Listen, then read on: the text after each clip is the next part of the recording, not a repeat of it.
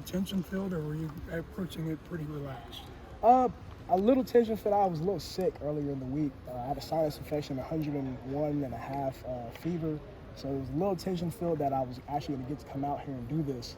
But felt pretty good enough to come today. And man, it's like a weight has been lifted now that it's time to get back to getting ready to play some football. After all you proved here in college, what did you want to show scouts in this past couple of Right. months? For myself, I wanted to showcase that, of course, route running and being able to catch the ball at the backfield, and then outside, so that even though we had 30-mile-an-hour winds, be able to track a football, punt-wise, be able to catch it, secure it cleanly. It was a little tough today with the winds, but I feel like I did a pretty good job. And of course, coming in here, you're always going to have the kind of the narrative of the 40, and I feel like everybody kind of feels like I'll do a good job in the cone drills and stuff like that. But wanted to come in here and run a good 40 as well, and I feel like I did a pretty good job.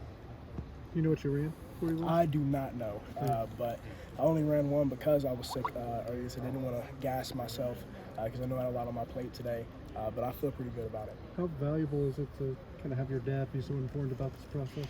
It was actually huge throughout the entire process, throughout the last 3 months. Being able to call him every night that I need to call him and ask him questions about going to the combine, about what I'm going to experience at the combine, what I should do with all these interview calls, and getting on Zoom calls with coaches and scouts. But he also, one of the biggest things that he told me was to just be yourself, and that's what I did throughout the process. If I had any questions for him, I didn't hesitate to ask, and I appreciate him so much for that. Was he at the combine? He was. I did not see. Actually, I did see him the first day, but after that, I did not see him. And man, it was like everybody was running around at the same time. So you didn't have a lot of downtime down there. But it was a good time. Deuce, what's next in this draft process for you? For myself, so now you get to do some like private workouts. So I'll be in here in Manhattan for about 2 weeks, and then you get to do some more interviews over Zoom calls. But now we get to the fun part. So getting back to working out for football. Get to working out to get ready for really rookie mini camp and OTAs and getting back to playing football. So I'm super excited about this next step. Deuce, your story begins with your size. Should it be that now, considering what you've accomplished? I feel like it's always going to be that. Yeah. I feel like I can't control that narrative, but it's always going to be there. It's always been there. But it's never determined the way that I work.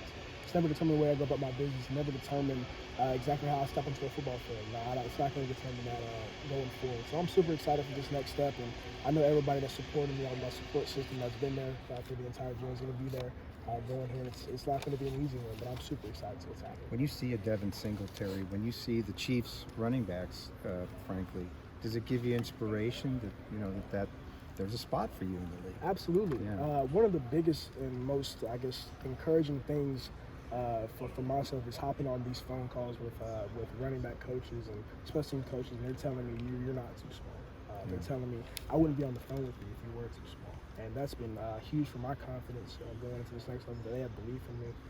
These are teams that may not even pick me, but these coaches are telling me that you're not too small to play in this league. And you see the guys, Tariq Cohen, like you said, the Devin Singletaries and the Darren Sproles and the Denny Woodheads and all the guys that have done it at this high level, and it gives me a lot of confidence and just kind of tells me to keep attacking the way I have been these past 3 years. It's been referenced so many times with Darren, but what has he told you about this process? I know you guys are close. Yeah, the biggest thing that he told me was to be yourself and catch punts.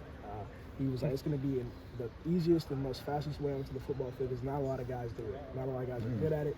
It's one way to put yourself in space and be able to showcase what you can do on offense is to catch punts. And it's probably one of the biggest, tips of advice for myself is for the past 3 months I've been catching punts almost every single day that I can, and now I'm starting to get comfortable with it. So now by the time we get to rookie mini camp and get into the summer, I'm hopefully as comfortable as need be to be able to catch it clean every single time, and that's just another way to get onto the football field.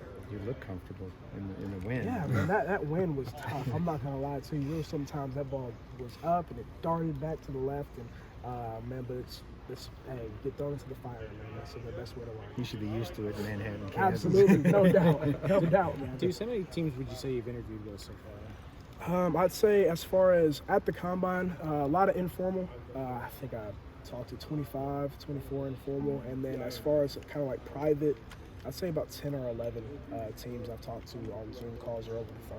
And was it a hard decision to leave Kansas State with the year of eligibility? It was. It really was. And a lot of people would think that like leaving after 3 years is dream come true. But I really did. I love this place. I love playing inside of Bill Stein Family Stadium. I love these guys inside this locker room. I love these coaches. And it was just one of those things as a business decision as far as I don't think my body could have done them 300 touches. This past year, I battled through a lot of stuff to be on that football field. And just one of those decisions I made with my family and understood that another year, it's not going to help my draft stock. It's not going to help anything like that. And understanding that this has been a dream for a very, very long time, and it's time to go and attack it. Deuce, what was it like to kind of do in this facility, brand new facility, kind of in front of all these scouts? It was huge to come back and kind of be at home. I got here last Wednesday and started training here and starting to feel the turf and feel everything.